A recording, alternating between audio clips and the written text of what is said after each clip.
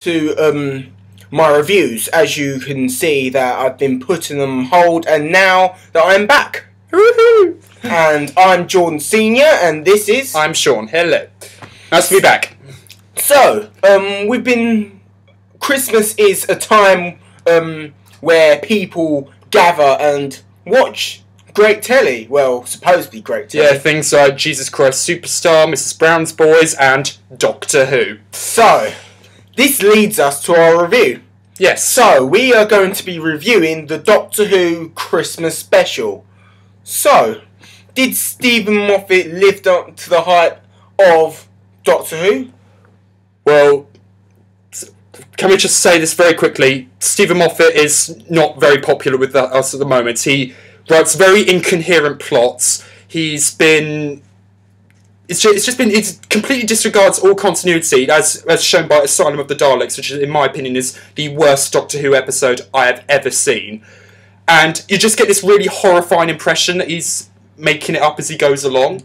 But does he differ here? Can he make up for sins past? That's what we're going to talk about.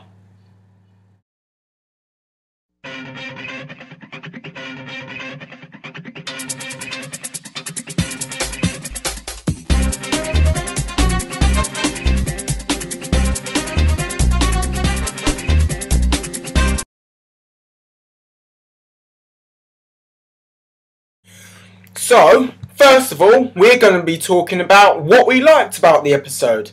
So, Sean. Hello. What did you like about the episode? Well, I have to say, it's a very original plot, definitely. I definitely agree that it is original. Yeah, because Stephen Moffat does have a talent, or at least in his early days, he has a talent where he could just take everyday scenarios and items and make them scary, like children, clocks, shadows, statues. And this year we've got snowmen and ice.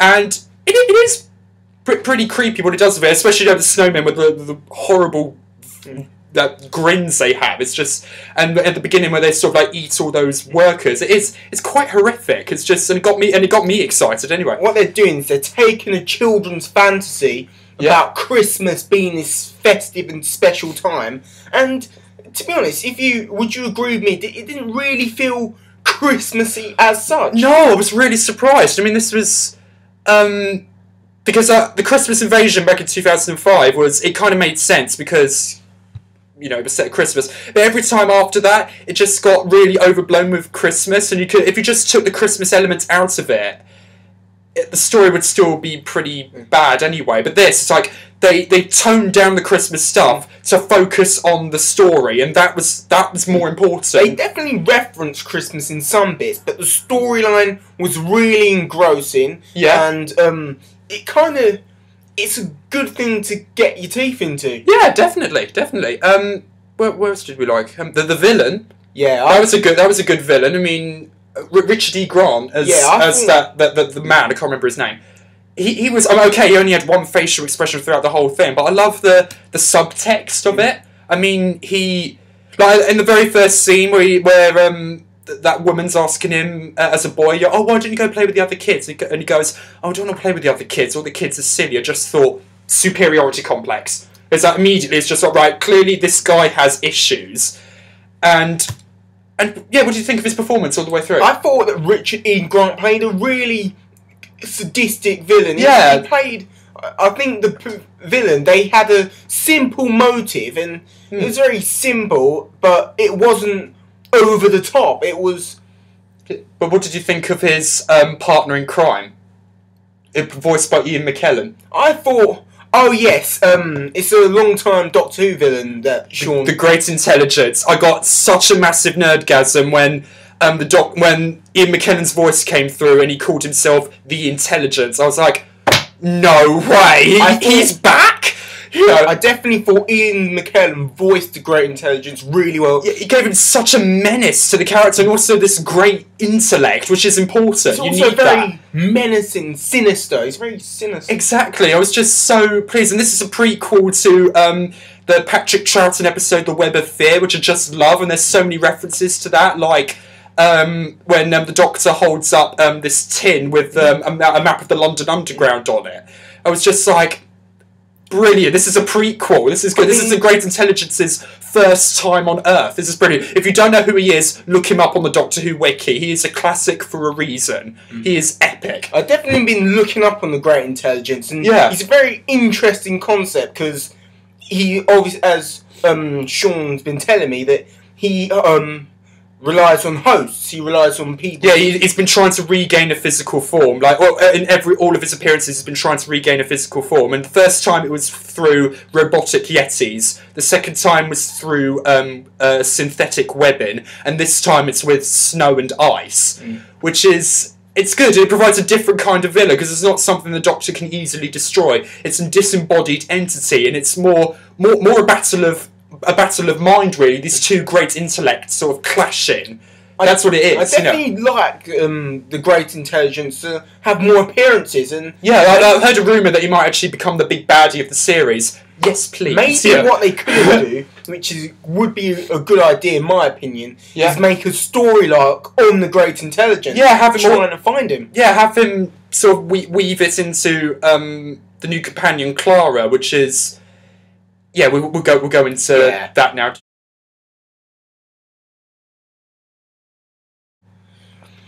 So, what did you think of Clara then? Sorry, so this really annoys me. Why does Stephen Moffat always describe all his companions as sassy? Amy was sassy.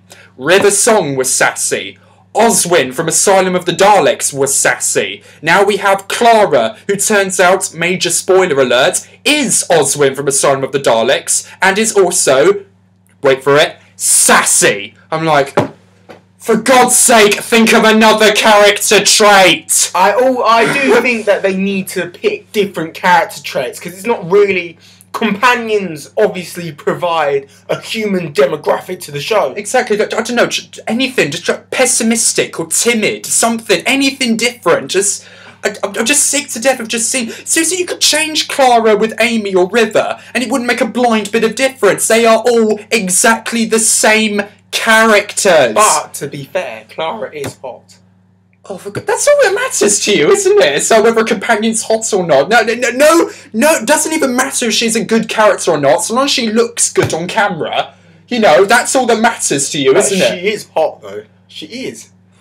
Well, yeah, I mean, it was the only thing that kept me going through Emmerdale, but come on, she's a crap character. Yeah, she is a crap character, yeah. But the concept is good, though, about... Yeah, I mean, it's like... It turns out she's died twice. Yeah. So, again, spoiler alert. So there's lots of spoilers. But even so, I'm just getting annoyed by the fact that Stephen Moffat seems to be relying on gimmicks now. Yeah. So it started with the girl who waited. Yeah. Now we've got the girl who died twice. It's like, do you remember back in the days with Rose Tyler and Martha Jones where they just travel with the Doctor because it's fun and not because there's some big conspiracy going on? But, you know, the thing is, I think Clara can develop as a character. Oh, I hope she does. Yeah. Providing she gets the right influences. Because I don't think Stephen Moffat will influence the character in the right way. No. If someone else writes her to be different, yeah, then she could be an interesting character. Yeah, hopefully. I think it just depends on the writing and how she develops. Because the concept is there. But whether the character is likeable, going to become likeable or not, remains to be seen. Yeah. So we've looked at Clara. Now let's look at the other half of the equation, the Doctor. Right. Do you want to go first? Well, Matt Smith's incarnation of the Doctor since Series 5 has they've made him this nutty professor sort of Doctor, very quirky, very weird. And I don't think it necessarily works to his favour. No, it comes across as a bit of a bumbling idiot. He really does. I've never really kind of liked him. In Series 5, I was a little bit kind of like, okay, it's his first series. I didn't like David Tennant in his first series, but, you know, hopefully he'll grow into the role and I'll like him. Series 7...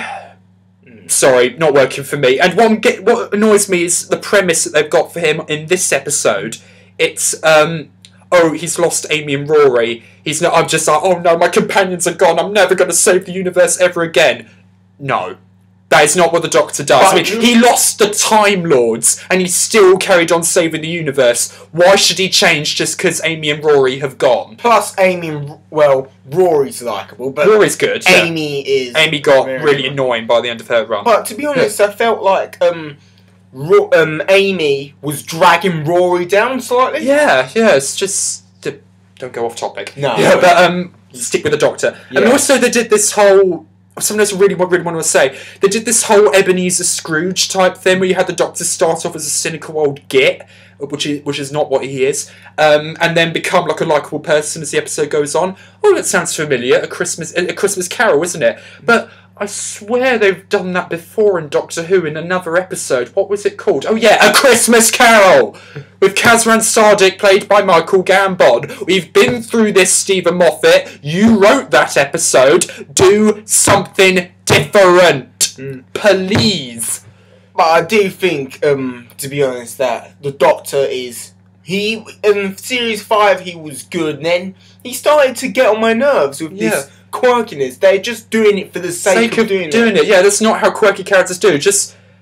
And enough about the Doctor. Okay, we've got our feelings aside. Yeah. Let's talk about 3 supporting characters, which is the Silurian lesbian couple, who are so bland I can't even remember their names, and the Sontaran Strax. Yeah. What did you think of them? I thought that Strax was quite funny. He was fun. I did laugh at some of his jokes, definitely. Yeah. But the thing that is annoying me is how can I put this? The Sontarans are bad guys. So if they ever appear in future episodes, how are we supposed to take them seriously?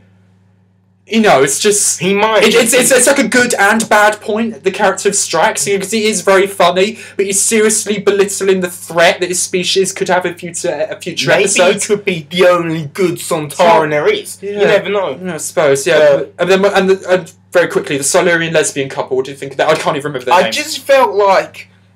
sorry guys, that might be offended, but I felt like they were making them lesbians because they felt it's the right thing to do, or for the sake of making lesbians. It's just, I hate, that's what kind of annoyed me about Russell T Davies as well. So don't get me wrong, I'm all in favour of having, like, homosexuality, like, portrayed on TV. I mean, Captain Jack Harkness, the ultimate role model.